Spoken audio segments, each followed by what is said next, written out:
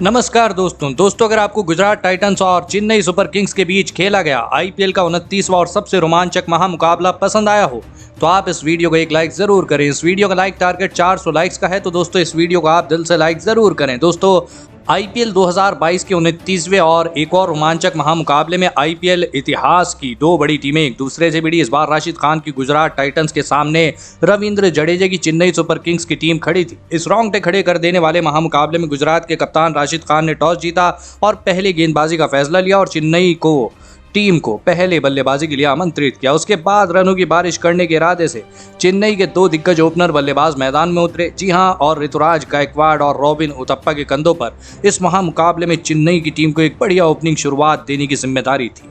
जी हां दोस्तों, लेकिन इन जिम्मेदारियों को इस बार चेन्नई के दो दिग्गज ओपनर बल्लेबाजों ने नहीं निभा पाए और पारी का तीसरा ओवर डालना है। मोहम्मद शमी ने बेहतरीन फॉर्म में चल रहे रॉबिन उथप्पा को एलबीडब्ल्यू आउट कर दिया।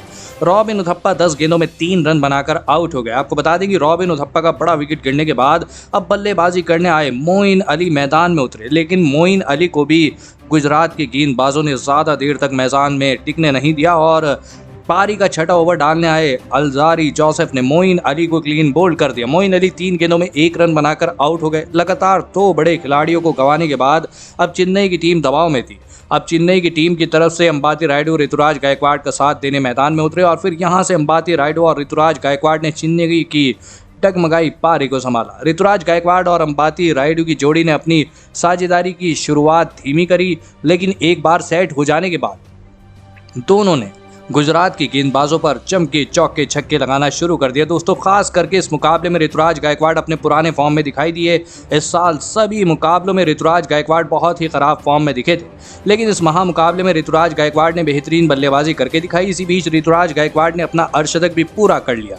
वहीं उनके साथ ही खिलाड़ी अंबाती रायडू भी उनका साथ बाखूबी निभा रहे थे, जिसके चलते अब चेन्नई की टीम इस मुकाबले में वापसी कर चुकी थी। ऋतुराज गायकवाड़ और अंबाती रायडू की इस जोड़ी ने लगभग पारी के 14वें ओवर तक बल्लेबाजी करी और अपनी टीम को 124 रनों तक पहुंचाया, लेकिन फिर पारी का 15वां ओवर डालने आए अल्जारी जोसेफ ने सेट हो चुके अंबाती रायडू को विजय शंकर के हाथों कैच आउट करा दिया। आपको बता दें कि अंबाती रायडू 31 गेंदों में 46 रन बनाकर आउट हो गए। अंबाती रायडू के आउट हो जाने के बाद अब मैदान पर शिवम दुबे बल्लेबाजी करने आए और फिर शिवम दुबे और ऋतुराज गायकवाड़ ने फिर से एक छोटी मगर महत्वपूर्ण साझेदारी बनाना शुरू कर दिया।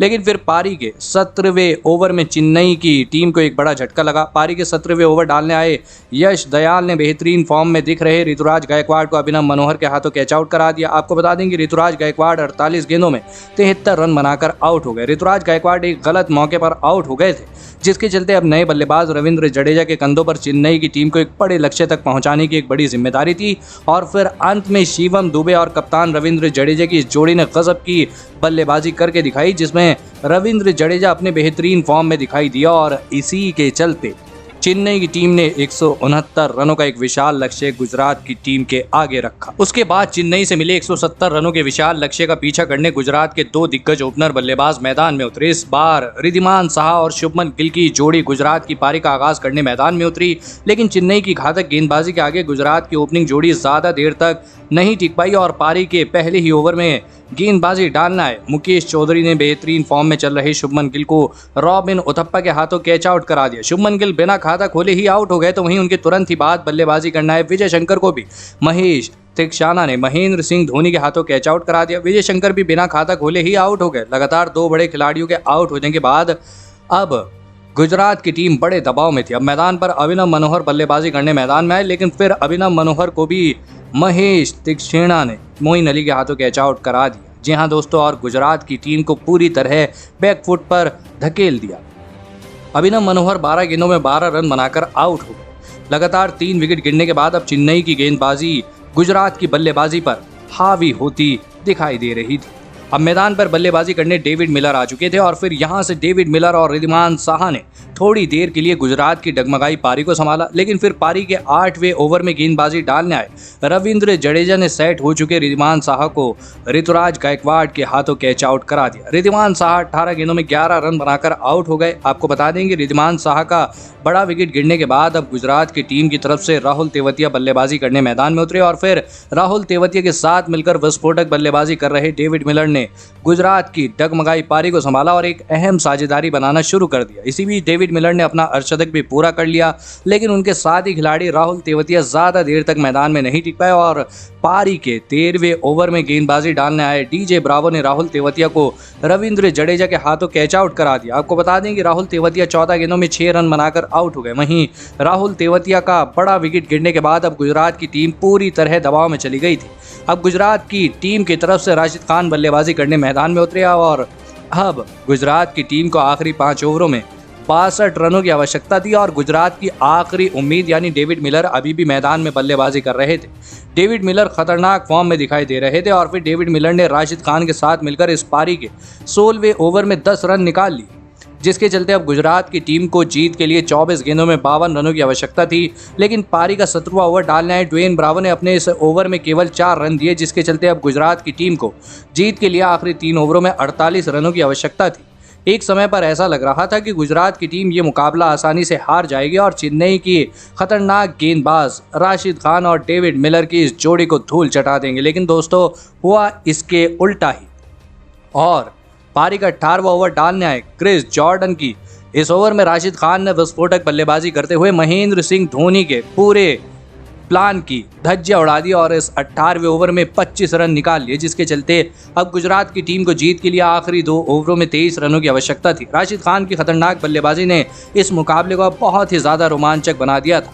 लेकिन अब इस पारी का 19वां ओवर और सबसे निर्णायक ओवर डालने आए चेन्नई के डेथ ओवर स्पेशलिस्ट माने जाने वाले ड्वेन ब्रावो, जिन्होंने इस ओवर में 10 रन तो दिए, लेकिन इस ओवर की 5वीं गेंद पर ब्रावो ने खतरनाक बल्लेबाजी कर रहे राशिद खान को मोइन अली के हाथों कैच आउट करा दी। राशिद खान 21 गेंदों में 40 रनों की धमाकेदार पारी खेलकर आउट हो गए, तो वहीं उसकी अगली ही गेंद पर नए बल्लेबाज अल्जारी जोसेफ को भी ब्रावो ने बिना खाता खोले ही क्रिस जॉर्डन के हाथों कैच आउट करा दिया। अब ये मुकाबला रोमांच की हर एक सीमा पार कर चुका था। अब गुजरात की टीम को आखिरी 6 गेंदों में 13 रनों की आवश्यकता थी। अब इस आखिरी ओवर में धोनी ने रविंद्र जडेजा को हटाकर खुद इस आखिरी ओवर में कप्तानी का बोझ अपने कंधों पर लिया था। लेकिन इस पारी का 20वां और सबसे निर्णायक ओवर डालने आए क्रिस जॉर्डन, जिन्होंने इस ओवर की पहली 2 गेंदों पर स्ट्राइक पर खड़े डेविड मिलर को एक भी रन बनाने नहीं दिया। लेकिन डेविड मिलर ने इस ओवर की 3री गेंद पर एक बेहतरीन छक्का लगाया, जिसके चलते अब गुजरात की टीम को जीत के लिए 3 गेंदों में 7 रनों की आवश्यकता थी।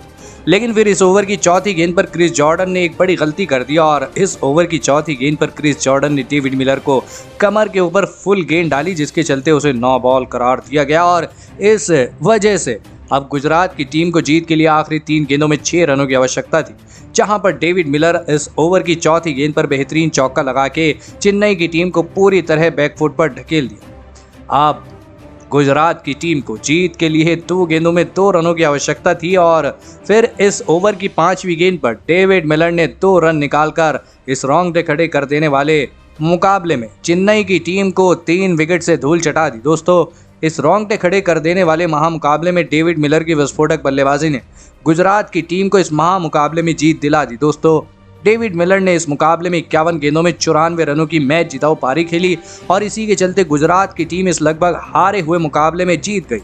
तो दोस्तों, आप डेविड मिलर की धमाकेदार और विस्फोटक बल्लेबाजी के लिए उन्हें 10 में से कितने अंक देना चाहेंगे? आप अपनी राय नीचे कमेंट में देना बिल्कुल भी ना भूलें। धन्यवाद।